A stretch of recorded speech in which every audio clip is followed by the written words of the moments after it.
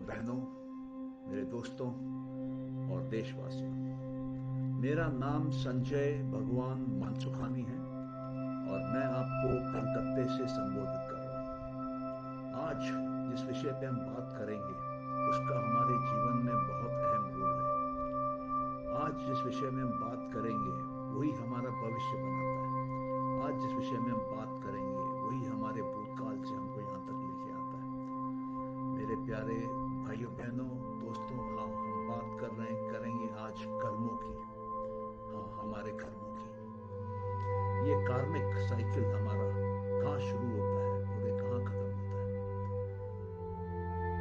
जब एक बच्चा पैदा होता है तब उसके अंदर 5 प्रकार के क्लेश होते हैं, 5 प्रकार के ऑब्स्टिकल्स होते हैं योगा के प्रति। ये 5 जो ऑब्स्टिकल हैं, पहला है अविद्या, दूसरा अस्मिता, तीसरा राग, चौथा द्वेष और पांचवा अभिनिवेश। इनके मतलब क्या हुए? पहला जो अविद्या है उसका मतलब ये कि हमको ये पूरी जानकारी नहीं है कि हम आत्मा है, हम पुरुष हैं, हम सोल हैं। और क्योंकि हमको ये जानकारी ठीक से नहीं है, इस कारण से ही हमारे जीवन में सारे दुख सामने आते हैं। और दूसरा जो कारण है वो है हमारा ईगो। हम अपने आप का जो इंडिविजुअल माइंड है हमारा, जो बोलता है मैं और मेरा, जो बोलता है अहंकार, मैं करने वाला, वो एक दूसरी बड़ी बाधा है योग के मार्ग में। तीसरी बाधा जो है वो राग। बच्चा जब पैदा होता है तभी उसके माइंड के प्रोग्रामिंग में कुछ चीजें उसको अच्छी लगती हैं, और जो अच्छी लगती हैं उसके प्रति उसका अट्रैक्शन होता है, अटैचमेंट होता है। और कुछ चीजें उसको अच्छी नहीं लगती हैं, जो उसको अच्छी नहीं लगती है उसके प्रति उसका एक रिपल्शन होता है, एक अवर्शन होता है। तो मेरे प्यारे भाइयों बहनों, ये 4 कारण हैं जिससे कि योग के मार्ग में बाधा पैदा होती है। और पांचवा, जो कि है पांचवा लेकिन बहुत शक्तिशाली है, वो है मृत्यु का भय, अभिनिवेश, क्लिंगिंग टू लाइफ, जीवन को पकड़े रखना, जीवन के साथ रहना, जीवन को नहीं छोड़ना। तो अब सवाल ये उठता है कि ये जो 5 क्लेश हैं, इनसे हमारा कर्मों का क्या संबंध है? इनसे हमारा कर्मों का बहुत बड़ा संबंध है। सबसे बड़ा संबंध हमारे कर्मों का ये है कि हम जो है वो जो कुछ भी सोच पाते हैं, जो कुछ भी देख पाते हैं, जो कुछ भी समझ पाते हैं, जो कुछ भी एक्सपीरियंस कर पाते हैं, वो इन क्लेशों के कारण पैदा होता है। ये जो क्लेश है ये हमारी वृत्तियां बनाती हैं। वृत्तियां क्या है? वृत्ति वो है जिससे कि हमारी मानसिक स्थिति में बदलाव आता है, जिससे हमारे मन में एक फ्लक्चुएशन आता है, एक मॉडिफिकेशन आता है। तो आप ये इमेजिन करिए कि एक बच्चा जब पैदा होता है तो वो 5 क्लेश लेके पैदा होता है। उसके बाद उसके 5 इंद्रियों से जो भी इंफॉर्मेशन अंदर आती है, जो भी वो अंदर पाता है, उसके ऊपर उन क्लेशों के कारण वो वृत्तियां पैदा होती हैं। वो क्लेश कैसे हैं, उनका नेचर कैसे है, उसके अनुसार ही वो देखता है, उसके अनुसार ही वो सूंघता है, उसके अनुसार ही वो सुनता है, उसी अनुसार ही उसकी 5 इंद्रियां काम करती हैं। और जो वो नोटिस करता है वो रिकॉर्ड होता है, जो रिकॉर्ड होता है वो संस्कार बनता है, जो संस्कार बनता है वो आगे चल के वासना बनती है, और जो वासना बनती है उसके ऊपर एक संकल्प की शक्ति आती है, और कुछ समय के बाद वो कर्म होता है। इसका मतलब मेरे प्यारे भाइयों बहनों ये हुआ कि हम वो मशीन है जो मेंटल थॉट को फिजिकल एक्शन में कन्वर्ट कर देता है। हम वो मशीन है जो अंदर के एक विचार को अंदर ही उसको ऊर्जा देके उसको बाहर एक कर्म के रूप में, एक एक्शन के रूप में पेश करता है। तो है ना बड़ी दिलचस्प बात कि हर मानव जो धरती पे है वो माइंड टू फिजिकलिटी कन्वर्शन का मशीन है। जो मेंटल प्लेन में उसके अंदर है वो कुछ समय के बाद फिजिकल प्लेन में बाहर आ जाता है, वही उसका कर्म है। अगर आप अपने बाहर की दुनिया में एक पर्टिकुलर तरह की चीज चाहते हैं तो आपको अपने अंदर की दुनिया में एक पर्टिकुलर तरह का विचार पैदा करना होगा, उस पर्टिकुलर तरह के विचार को ऊर्जा देना होगा, और आप पाएंगे कि वही कर्म बाहर ऑटोमेटिकली बनने लगते हैं। आइए अभी देखते हैं योगियों को और योगियों के कर्मों को। हमने जब ये चौथा चैप्टर शुरू किया था तब बताया था कि सिद्धियां जो है वो 5 तरीकों से आती है। एक जन्म से आती है, एक औषधियों से आती है, एक मंत्रों से आती है, एक तपस्या से आती है और एक समाधि से आती है। इसमें से मेरे प्यारे भाइयों बहनों, जो जन्म से आती है वो सिद्धि तो होती है, लेकिन उसका एक सांस्कारिक अकाउंट होता है जो कि और कर्म पैदा करता है और उन सिद्धियों को बढ़ा सकता है या घटा सकता है। तो वो जो सिद्धि है वो परमानेंट नहीं है, वो सिद्धि टेम्पररी है। उसके अंदर कार्मिक अकाउंट होने के कारण, उसके अंदर संस्कार होने के कारण वो उतना स्थिर नहीं है। उसी प्रकार से जो सिद्धि औषधियों से आती है, ड्रग्स से आती है, दवाइयों से आती है, वो भी टेम्पररी है। उसमें भी जिसको ये सिद्धियां प्राप्त होती हैं उसके अंदर भी कार्मिक अकाउंट है, उसके अंदर भी संस्कार है जो कभी न कभी बाहर प्ले आउट करते हैं, जो कभी न कभी बाहर अपना चमत्कार दिखाते हैं और रियल वर्ल्ड को चेंज करते हैं। और जो मंत्र का जाप करते हैं उनके भी साथ वही होता है। मंत्र तो जाप कर लेते हैं, जो मंत्र का मीनिंग होता है उसको जब बार बार जपते हैं तो उतने ही एरिया में उनकी सिद्धि आ जाती है।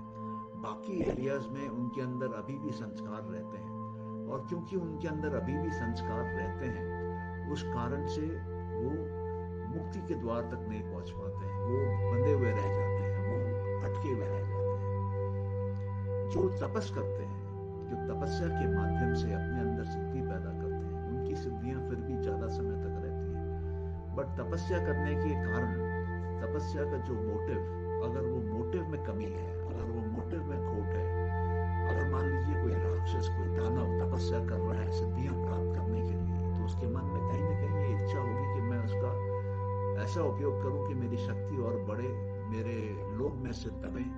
तो वो भी उसके संस्कार जो है, वो संस्कार उसके कार्मिक अकाउंट को डिस्टर्ब करने लगती है।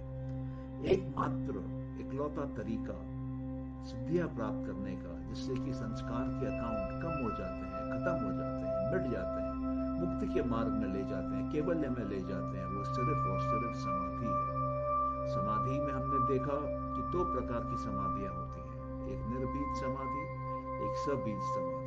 सबीज समाधि में हमारा मन वहां उपस्थित रहता है, हमारा मन वहां पे जो भी घटनाएं घट रही हैं उसको रिकॉर्ड करता है, उसको अपने सामने रखता है। तो जब एक साधक सबीज समाधि में बैठता है तो सबसे पहले वो उस स्थिति में पहुंचता है जहां पर कि उसका शरीर का, उसका अवेयरनेस रहता है, उसको ख्याल रहता है कि मैं शरीर में हूं और मैं ध्यान दे रहा हूं। दूसरे पोजीशन में, दूसरे डेवलपमेंट में वो ये देखता है कि शरीर का, उसका जो अवेयरनेस थी वो तो चली गई, लेकिन उसके मन की अवेयरनेस उसको है, उसके विचारों की अवेयरनेस उसको है, वो थॉट उसके साथ रह रहे हैं कि वो वहां पर है। और तीसरा, जब ये थॉट्स भी चले जाते हैं और तब एक साधक को ये एहसास होता है कि उसको भरपूर आनंद मिल रहा है, निर्मल आनंद मिल रहा है, और बड़े मजे में ध्यान में रहता है, समाधि में रहता है, और भीतर और अंदर और गहरा जाता है। और अंतिम जो सभी समाधि का पड़ाव है उसमें वो शांति, वो आनंद, उसका भी एहसास चला जाता है, और तब उसको सिर्फ इस बात का एहसास रहता है कि वो है और वो ध्यान लगा रहा है। उसको एक सेल्फ की एक अवेयरनेस रहती है जिसका कि वो प्रयोग करता है और अपने आप को देखने की कोशिश करता है, अपने आप की झलकियां लेता है। और जब वो निर्भीत समाधि में पहुंचता है तब उसका पूरा का पूरा मन जो है वो ड्रॉप हो जाता है।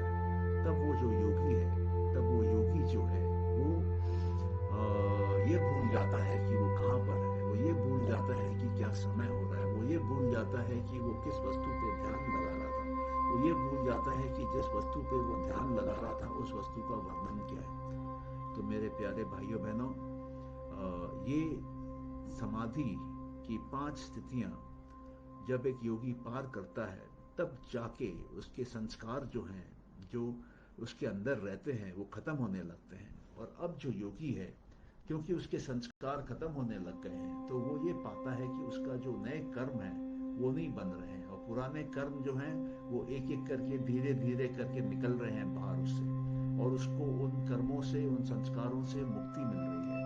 तो अगर हम लोग देखें कि एक योगी का जो कार्मिक अकाउंट है वो किस प्रकार का होता है, तो उसको समझने के लिए हम इस प्रकार से समझ सकते हैं कि कर्म जो है वो 3 रंग में होते हैं, काला, ग्रे और सादा। ये काला कर्म, ये ब्लैक कलर वाला कर्म कौन सा होता है? ये काला कर्म, ये ब्लैक कलर वाला कर्म वो है जो कि बुरा है, वो है जो कि तामसिक है, वो है जो कि राक्षस प्रवृत्ति के लोग अपने अंदर पैदा करते हैं, वो है जिससे कि औरों को नुकसान होता है।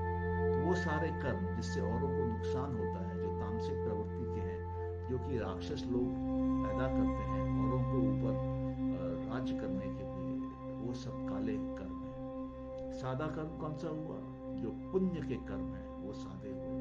वो कर्म जिससे औरों की भलाई होती है वो सादे हुए।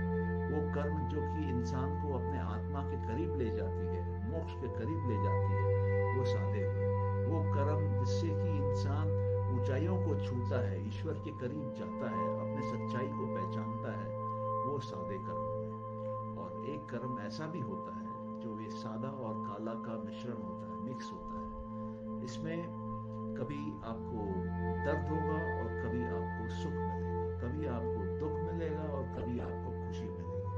तो ये जो बीच वाला कलर का जो कर्म है वो साधारण तरह लोगों के जीवन में होता है, और वो कभी खुशी कभी गम टाइप का कर्म होता है, जो कभी ऊंचा पहुंचाता है कभी नीचा पहुंचाता है। लेकिन मेरे प्यारे भाई बहन, योगी जो होता है उसके कर्म का कलर न काला, न ग्रे, न सादा, न ब्लैक, न व्हाइट, न ग्रे। ऐसा क्यों? क्योंकि वो एक योगी अपने अंदर की ऊर्जा के साथ अपने सारे कर्मों को मिटा डालता है, अपने सारे संस्कारों को मिटा डालता है। जब वो अपने सारे कर्मों को, जब वो अपने सारे संस्कारों को मिटा डालता है, तब उसके अंदर नए संस्कार पैदा नहीं होते, और उसके जो पुराने संस्कार होते हैं, पुराना जो कार्मिक अकाउंट होता है, उसको भी वो धीरे धीरे धीरे करके शेष कर रहा है, उसको भी वो धीरे धीरे करके खत्म कर रहा है। तो एक ऐसी स्थिति आती है जहाँ पर कि उसको अभी और कुछ करने की जरूरत नहीं पड़ती है, वो बस वहाँ रहता है, समय काटता है कि जब तक वो रहे तब तक वो सुख से रहे, तब तक वो शांति से रहे, तब तक वो आराम से रहे, और उसका पूरा का पूरा जो कार्मिक अकाउंट है वो शून्य हो जाता है। इसको देखने का एक और तरीका है, हमने सुना है निष्काम, निष्काम सेवा। तो अगर एक इंसान अपने अहंकार, अपने ईगो में रह के काम करता है, एक्शन करता है, कर्म करता है, तो उसका वो फल की लालच में काम करता है, वो फल चाहता है, और क्योंकि वो फल की लालच में काम करता है, क्योंकि वो फल चाहता है, तो उसका वो जो कर्म है, वो कर्म जो सादा नहीं है, वो कर्म जो है उसमें कुछ कालापन है, वो कर्म है जिसमें उसका कुछ सेल्फिश इंटरेस्ट है। लेकिन जब एक सज्जन, एक साधक अपने अहंकार को काबू कर लेता है और उससे ऊपर निकल के आता है, अपने इंडिविजुअलिटी को काबू कर लेता है और उसके ऊपर निकल के आता है, अपने महट में निकल के आता है, कॉस्मिक माइंड से ऑपरेट करता है, यूनिवर्सल माइंड से ऑपरेट करता है, सबके बारे में सोचता है और वो सबकी सेवा करना चाहता है, तब वो निष्काम कर्म की स्थिति में पहुंचता है। और वहां पे वो देखता है कि अब जब भी वो कुछ कर रहा है समाज में बाहर, तो औरों के लिए कर रहा है, ईश्वर के प्रति समर्पित होकर कर रहा है, उसकी कोई लालच नहीं है, तो उसको उसके कर्मों के अनुसार जो उसको फल मिलना होता है वो ईश्वर उसको अपने आप देता रहता है, उसके पास वो फल आते रहते हैं, और उसके अंदर में एक कांस्टेंट एक शुद्धिकरण होता रहता है, एक बदलाव होता रहता है, और वो अपने आप को बहुत ही अच्छी अवस्था में, ऊंची अवस्था में पाता है। क्या सवाल ये उठता है, क्या हम अपने कर्मों को बदल सकते हैं? क्या हम अपने संस्कार के अकाउंट को बदल सकते हैं? तो मैं आपको बताता हूं एक सरल तरीका, हाँ इसको बदला जा सकता है। इसको कैसे बदल सकते हैं हम? आपके मन में अगर कोई घटना घटी हुई है पहले की जो आपको दुख दे रही है आज, तो आप अपने आंखों को बंद करिए, उस घटना को देखिए, उसको विजुलाइज करिए, और एक डस्टर के प्रयोग से उसको आप मिटा दीजिए, उसको आप हटा दीजिए, उसको आप अपने चित्त में से ही बाहर कर दीजिए। तो ये जो काम आप कर रहे हैं, ये काम आप कर रहे हैं पास्ट में, लेकिन उसका इम्पैक्ट कहाँ हो रहा है? उसका इम्पैक्ट हो रहा है प्रेजेंट पे, और क्योंकि प्रेजेंट पे इम्पैक्ट हो रहा है और प्रेजेंट से फ्यूचर बन रहा है, तो उसका इम्पैक्ट हो रहा है फ्यूचर पे। इसका मतलब ये हो गया कि हम पीछे जाके अपने पास्ट संस्कारों को बदल सकते हैं, और हम जबकि पास्ट संस्कारों को बदलते हैं तो हम प्रेजेंट संस्कारों को भी बदलते हैं और हम भविष्य के संस्कारों को भी बदलते हैं। तो ये एक बहुत सरल तरीका है अपने अंदर इस तरह का बदलाव लाने का, पुराने कर्मों को मिटाने का, नए अच्छे कर्मों को डालने का और अपने जीवन को एक नई दिशा देके नए डायरेक्शन में लेकर जाने का। तो मेरे प्यारे भाइयों बहनों, हमने ये देखा कि जो हमारे क्लेश हैं, जो हमारे अंदर की ऑब्स्टिकल्स हैं योग में, वो हमारे अंदर वृत्तियां पैदा करती हैं, माइंड में फ्लक्चुएशन पैदा करती है। वो जो फ्लक्चुएशन हमारे अंदर पैदा होता है, वो फ्लक्चुएशन हमारे अंदर वृत्ति और संस्कार पैदा करती है, और जो हमारे अंदर वृत्ति और संस्कार पैदा होते हैं वो हमारे अंदर से कर्म पैदा करते हैं। और ये जो कर्म करते हैं ये कर्म हम बाहर की दुनिया में करते हैं, लेकिन इसका जड़, इसका ओरिजिन, इसकी स्टार्ट, इसका सोर्स हमारे अंदर मन में है, हमारे मन की वृत्ति में है।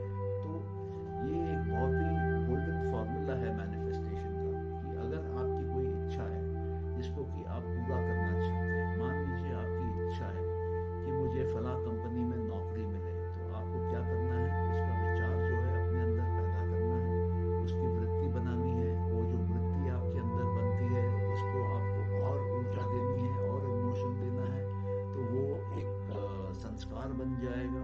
और अगर उस संस्कार को आप और इमोशनल एनर्जी देते हैं और एनर्जाइज करते हैं, तो वो संस्कार के अंदर एक संकल्प की शक्ति आ जाएगी, एक पावर आ जाएगा। और जो वो शक्ति आ जाएगी, जो वो पावर आ जाएगा, उससे कुछ समय के बाद कर्म होने लगेंगे। कर्म in the form of thought, word and deed. और ये जो कर्म बनेंगे, ये कर्म आपके अंदर भी बनेंगे, ये कर्म आपके बाहर भी बनेंगे। और जब ये कर्म बाहर की दुनिया में बनते हैं, तो जो हमारे मेंटल लेवल पे था थॉट, वो अब फिजिकल लेवल पे एक ऑब्जेक्ट, एक कंडीशन, एक सर्कमस्टेंस, एक सिचुएशन बन जाती है। तो कितना सरल तरीका है कि हमको बाहर जीवन में जो कुछ भी चाहिए, हमको उसके बारे में अंदर सोचना है, उसको एनर्जाइज करना है, उसको करंट देना है, उसको अपने मेमोरी सिस्टम में बिठाना है। मेमोरी सिस्टम में बिठाने के बाद उस पर ध्यान दिए रखना है, तब ताकि वो संस्कार बने, ताकि वो वासना बने, ताकि उसकी संकल्प आए, ताकि वो रियल वर्ल्ड में मैनिफेस्ट हो और वो बने, वो करे जो हमको चाहिए। इससे सरल तरीका मैनिफेस्टेशन का क्या हो सकता है? इससे बढ़िया साइंस मैनिफेस्टेशन की क्या हो सकती है? अब सवाल उठता है कि जिनकी इच्छाएं हैं वो तो उनको मैनिफेस्ट कर लेते हैं, तो योगी क्यों नहीं मैनिफेस्ट करता? योगी ने दुनिया को छोड़ रखा है, योगी ने दुनिया से अटैचमेंट छोड़ रखा है। वो दुनिया में है लेकिन दुनिया से जुड़ा हुआ नहीं है, वो दुनिया की बंदिश में नहीं है, वो दुनिया में एक कमल की तरह है। जिस तरह से एक कमल का फूल माटी में या तालाब में खिला हुआ रहता है और उसमें पानी की एक बूंद भी नहीं लगती है, तो पूरा का पूरा उसका जो है वो पूरा का पूरा अपने आप को वो साबित बाहर अलग रखता है। उसी प्रकार से एक योगी अपने संस्कारों को खत्म करके अपने आप को इस दुनिया में रखता है, और जब जब उसके कुछ काम करने की जरूरत पड़ती है वो करता है। और जब जब वो काम करता है, वो काम हमेशा सेल्फलेसली करता है, ईश्वर को माध्यम बनाए करता है, सबके भलाई को ध्यान में रखते हुए करता है। इसलिए जो योगी है उसका कर्म, उसको हम बोल सकते हैं कि कोई कलर नहीं है। इसका मतलब ये है कि कर्म चार प्रकार के होते हैं, 4 कलर के होते हैं। एक कर्म वो होता है जो काला होता है, एक कर्म वो होता है जो सादा होता है, एक कर्म वो होता है जो ग्रे होता है, और एक कर्म वो होता है जिसका कोई कलर नहीं होता। साधारणता जो लोग रहते हैं उनके जीवन में जो कर्म वो करते हैं वो कुछ पुण्य के होते हैं, कुछ पुण्य के नहीं होते हैं। तो कुछ पॉजिटिव कर्म होते हैं, कुछ नेगेटिव कर्म होते हैं। तो उनके अंदर जब ये पॉजिटिव और नेगेटिव कर्म होते हैं, उसको हम लोग बोलते हैं कि ये ग्रे कलर के कर्म है। और किसी लोग के अंदर जो कर्म होते हैं वो पूरे के पूरे नेगेटिव होते हैं, एक पॉजिटिव नहीं होता। उसको हम लोग काला, ब्लैक कर्म बोलते हैं, ब्लैक डीड, ब्लैक वर्क बोलते हैं। और कुछ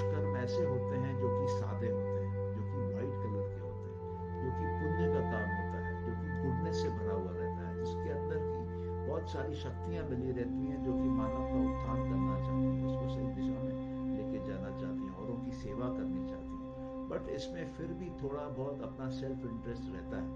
तो ये सादा कर्म है, और वो कर्म जो कि न काला है, न सादा है, न ग्रे है, वो कर्म जो कि एक योगी का कर्म है, जिसमें कोई संस्कार नहीं है, जो कि हो भी रहा है तो मानव सेवा के लिए हो रहा है, और वो करने से, वो सेवा देने से कोई नए प्रकार के संस्कार नहीं बन रहे हैं, कोई नए प्रकार की चीज तैयार नहीं हो रही है, तो उसको हम सादा कर्म बोलते हैं, उसको हम सेल्फलेस कर्म बोलते हैं। उसके लिए एक शब्द है कि उसको निष्काम सेवा भी बोलते हैं।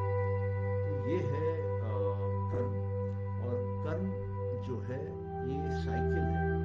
जब हमारी मृत्यु होती है, जब हमारा अंत होता है, तब उस जगह पर हमारा जो कार्मिक अकाउंट है, वो संस्कारों के माध्यम से, वो चित्त में जो रिकॉर्ड होता है, वो चित्त के माध्यम से पूरा का पूरा सूक्ष्म शरीर से अगले जीवन में जाता है, अगले शरीर में जाता है, और वहां जाके एनर्जाइज होता है और एक नया शरीर को ऑक्यूपाई कर लेता है। तो ये कार्मिक साइकिल आगे कैसे बढ़ता है? मान लीजिए आज मेरी मृत्यु हो गई, तो मेरे जो पंच महाभूत हैं, मेरे जो शरीर है, मेरे जो फिजिकल एलिमेंट्स है बॉडी के, वो प्रकृति में यही रहेंगे। लेकिन जो मेरी सटल बॉडी है, जो मेरी सूक्ष्म शरीर है, जो मेरे मेंटल प्लेन की शरीर है, वो आगे जाती है। तो उसमें क्या क्या जाता है? उसमें चित्त जाता है, बुद्धि जाती है, मन जाता है, अहंकार जाता है, तन्मात्राएं जाती हैं, इंद्रियां जाती हैं, कर्म इंद्रियां जाती हैं। तो जो भी सटल है वो सब के सब आगे जाती हैं, और जो नहीं जाती है वो है पंच महाभूत। पंच महाभूत हम यहीं पे छोड़ के अगले जन्म में इन सब सटल बॉडी के एलिमेंट्स को लेके जाते हैं। तो ये जो संस्कार हैं जो कि हम आगे लेके जाते हैं, ये अगले जीवन में, अगले शरीर में हमारा कार्मिक अकाउंट इससे शुरू होता है, और ये जो कार्मिक अकाउंट इससे शुरू होता है वो फिर उस जीवन में चलता है। हर घटना में वो ऊपर नीचे होता है। जब भी कोई नई वृत्ति बनती है, संस्कार बनता है, तो संस्कार ऐड होते हैं, और जो संस्कार ऐड होते हैं वो कर्म बनते हैं, और जब भी कोई कर्म होता है उससे दोबारा संस्कार बनते हैं। तो ये जो साइकिल है, जिसमें कि संस्कार बन रहे हैं, कर्म हो रहे हैं, कर्म होने से वृत्तियां हो रही हैं, फिर संस्कार बन रहे हैं, फिर कर्म हो रहे हैं, फिर वृत्तियां बन रही हैं, फिर संस्कार हो रहे हैं, इसको बोलते हैं जीवन का चक्र, इसको बोलते हैं लाइफ का फ्लो। तो अगर हमको कैवल्य चाहिए, अगर हमको मुक्ति चाहिए, अगर हमको मोक्ष चाहिए, तो हमको इस कर्मों के साइकिल को रोकना होगा, हमको इस संस्कार और कर्म के चक्र को रोकना होगा, हमको इस साइकिल को काट देना होगा बीच से। जब हम इस साइकिल को, इस सर्किल को बीच से काट देते हैं, तब हम देखते हैं कि नया कर्म होना बंद हो जाता है, चाहे वो काला हो, सादा हो, ग्रे हो, या किसी रंग का नहीं हो, कार्मिक साइकिल टूट जाता है। तो जीवन से मुक्ति पाने के लिए मेरे प्यारे भाइयों बहनों, ये बहुत जरूरी है, बहुत बहुत बहुत जरूरी है कि हम इस बात का ध्यान दें कि हम किस प्रकार के कर्म पैदा कर रहे हैं। जब तक हम कर्म करते रहेंगे और उनसे संस्कार पैदा होते रहेंगे, तब तक हमको मुक्ति नहीं मिल सकती है, तब तक हमको निर्वाण नहीं मिल सकता है, तब तक हमको मोक्ष नहीं मिल सकता है। हम ये शरीर छोड़ के दूसरे शरीर में, दूसरा शरीर छोड़ के तीसरे शरीर में, तीसरा शरीर छोड़ के चौथे, पांचवें, 10वें, ये चक्र चलता ही रहेगा। क्यों चलता रहेगा? क्योंकि आत्मा जो है वो अमर है, और आत्मा जब आगे जाती है एक शरीर को छोड़ के, तो अकेले नहीं जाती है। उसका चित्त, उसका मन, उसका अहंकार, उसकी बुद्धि सबको साथ लेके जाती है। उसके तन्मात्राएं, उसकी इंद्रियां, उसके कर्म इंद्रियां, सबकी जानकारी साथ लेके जाती है। और जब भी कोई काम होता है तो उसका रिकॉर्ड अंदर हो जाता है चित्त में, उसका संस्कार बन जाता है।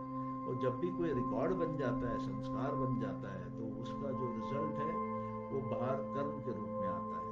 आप उसको इस प्रकार से भी समझ सकते हैं कि ये एक चेन है। जैसे एक आम के बीज से आम का पेड़ लगता है, लेकिन जब आम का पेड़ लगता है तो और बीज आते हैं, जब आम के बीज और आते हैं तो और आम के पेड़ लगते हैं, जब आम के पेड़ और लगते हैं तो और आम के बीज आते हैं। तो ये नेवर एंडिंग साइकिल बन जाता है। ये साइकिल चलता ही रहता है, ये साइकिल से मुक्ति नहीं है। जब तक कि हम अपने कर्मों को रोके नहीं, हम अपने कर्मों से, संस्कारों को बनने से रोके नहीं। ये बहुत आवश्यक है, बहुत जरूरी है कि हम अपने कर्मों को रोके, हम अपने संस्कारों को रोके। ये जो संस्कार कर्म का साइकिल है, इसको काटें बीच में। और जब हम इसको बीच में काटना आरंभ करते हैं तो हम देखते हैं कि हमारा योग होने लगता है, हम देखते हैं कि हमको कैवल्य की प्राप्ति होने लगती है, हम देखते हैं कि हम मुक्ति की तरफ जाते हैं, हमारे अंदर में सिद्धियां बढ़ने लगती हैं। हमको लिमिट कौन करता है? हमको लिमिट करते हैं ये संस्कार। अभी एक और अद्भुत तरीका हम आपको बताते हैं कर्मों को कंट्रोल में लाने का, कर्मों को सात्विक करने का, कर्मों को निष्काम करने का। वो है कि जब हम ओम का जाप करते हैं, तब हम ओम के जाप से अपने अंदर वो साउंड की फ्रीक्वेंसीज पैदा करते हैं जो कि 20 साइकिल्स पर सेकंड से लेकर 20,000 साइकिल्स पर सेकंड तक रहती है। ये जो हम पैदा करते हैं, इससे जो भी हमारे अंदर के संस्कार हैं, जो भी उनके अलग अलग फ्रीक्वेंसीज में वो जो ऑपरेट हो रही है, उसके ऊपर एक कारपेट ऑफ फ्रीक्वेंसीज बैठ जाती है, जब उसके ऊपर एक ब्लॉक ऑफ फ्रीक्वेंसीज बैठ जाती है, तो जो अंदर के संस्कार हैं वो अंदर रह जाते हैं, और ऊपर के जो नए संस्कार हैं सब समाप्त, वो सारे पुराने संस्कारों को दबा देती है, खत्म कर देती है, टेम्परली उनको इनइफेक्टिव कर देती है। जब वो उनको दबा देती है, कंट्रोल कर लेती है, टेम्परली उन संस्कारों को इनइफेक्टिव कर लेती है, तो हमारा जो नया कर्म बन रहा है वो रुक जाता है, हमारा जो नया कार्मिक अकाउंट बन रहा होता है वो रुक जाता है, हमको वो कंट्रोल में आने लगता है, हमको मुक्ति मिलने लगती है। इसलिए मेरे प्यारे भाइयों बहनों, ओम जो है वो बहुत शक्तिशाली मंत्र है। ओम का जाप करने से हम अपने अंदर एक किस्म का एक कारपेट बिछा देते हैं, जिससे कि अंदर के पुराने संस्कारों का इफेक्ट टेम्पररी विड्रॉ हो जाता है, और हमारे ऊपर एक फ्लैट चित्त बन जाती है, एक साफ चित्त बन जाती है। और क्योंकि साफ चित्त बन जाती है, फ्लैट चित्त बन जाती है, तो अब हम देखते हैं कि हमारे जो संस्कार हैं वो नहीं है, उस कारण से कोई नया कर्म नहीं हो रहा है, उस कारण से कोई नया संस्कार नहीं बन रहा है। तो हम एक प्यूरिफाइड स्टेट में, हमारी चित्त साफ स्टेट में, क्लीन स्टेट में, प्योर स्टेट में हम आ जाते हैं। और ये एक बहुत ही सरल सुंदर उपाय है। अगर आप ओम के मंत्र का जाप करना चाहते हैं तो आपको मैं सिखाता हूँ कैसे होता है, और अगर नहीं करना चाहते हैं तो ओम का जो जाप है उसको सुनिए। अगर आप 15 मिनट का जाप करते हैं तो वो तकरीबन 1.5 से 2 घंटा ओम मंत्र का जाप सुनने के बराबर है। तो ओम का जाप कैसे किया जाता है और ओम के जाप से संस्कारों को कैसे दबाया जाता है? तो जो ओम का जाप है उसमें आपको अपने नाक के थ्रू, नाक के जरिए हवा अंदर लेनी है, अपने पेट को फुल्ली भर देना है। जब आप हवा अंदर लेते हैं और अपने पेट को फुल्ली भर लेते हैं, उसके बाद आपको अपने नाभि से उस हवा को ऊपर खींचना है मुंह की तरफ, और तब आप देखेंगे कि आपके अंदर से एक आवाज आती है अ की, और जब वो हवा ऊपर निकलने लगती है, अ की गूंज आने लगती है, तब मुंह को गोल करके आपको ऊ करना है, पुश करना है हवा को बाहर एक फ्लैट तरीके से। और जब हवा बाहर पुश हो जाती है, उसके बाद अंत में आपको अपने मुंह को बंद कर देना है और अंदर ही हमिंग साउंड पैदा करना है वहाँ का। अब इसमें इम्पॉर्टेंट क्या है? इसमें इम्पॉर्टेंट ये है कि जब हम अ को खींचते हैं ऊपर तो पहले कोई साउंड नहीं है, उससे हम साउंड बनाते हैं। तो जब हम ये साउंड बनाते हैं, ये ब्रह्मा का काम है, ये ब्रह्मा को हम जागृत करते हैं अपने अंदर, ब्रह्मा की शक्ति को लाते हैं अपने अंदर। दूसरा, जब हम करते हैं तब क्या है कि हम उस साउंड को मेंटेन करते हैं, उस साउंड को फ्लैट रखते हैं, और उस साउंड हमारे मुंह से बाहर निकल रहा रहता है। उसको विष्णु कहते हैं, वो क्योंकि पालनहार है, और शिव जी जो है वो मारने वाले हैं। तो जब हम उस साउंड को मारते हैं, उसका अंत करते हैं, उसको एंड करते हैं, तब हम म के साउंड में निकालते हैं उसको। तो जब हम म के साउंड में निकालते हैं तब क्या है कि शिव जी का पावर काम करता है। तो ओम के अंदर ब्रह्मा भी है, विष्णु भी है, महेश भी है। दूसरा, ओम इतना शक्तिशाली है कि इसके अंदर सत्व भी है, रजस भी है, तमस भी है। इसके अंदर फॉर्म नहीं भी है, फॉर्म है भी, और फॉर्म का चेंज भी है। तो जब स्टार्टिंग में हम साउंड लेते हैं तब कोई साउंड नहीं होता, लेकिन जब साउंड बन जाता है तो वो साउंड मेंटेन होता है, फिर वो साउंड चेंज होता है, फिर वो साउंड बंद होता है। तो ये जो साइकिल है, ये साइकिल जो है सत्व की, रजस की, तमस की साइकिल है। सत्व मतलब कुछ नहीं, रजस मतलब वो बदल रहा है, तमस मतलब वो फॉर्म ले लिया, फिर वो फॉर्म से बदल रहा है, फिर विदाउट फॉर्म हो गया। उसी प्रकार से ओम का चांद चलता है, ओम का चांद आगे बढ़ता है। तो ये समझना बहुत जरूरी है। और ये ओम क्या करता है, ये ओम का जब आप चांद करते हैं तो आपके शरीर में जितनी भी इंस्टेबिलिटी है, जितनी भी डिजीज है, जितना भी डिसबैलेंस है, उसको निकालना चालू करता है, उसको बाहर लाना चालू करता है। और आपका ये ओम का जो चांट है, आपके माइंड में जितना भी हेल्थ इश्यूज है, मेंटल हेल्थ इश्यूज है, उनको रिजॉल्व करता है, उनको ठीक करने लगता है।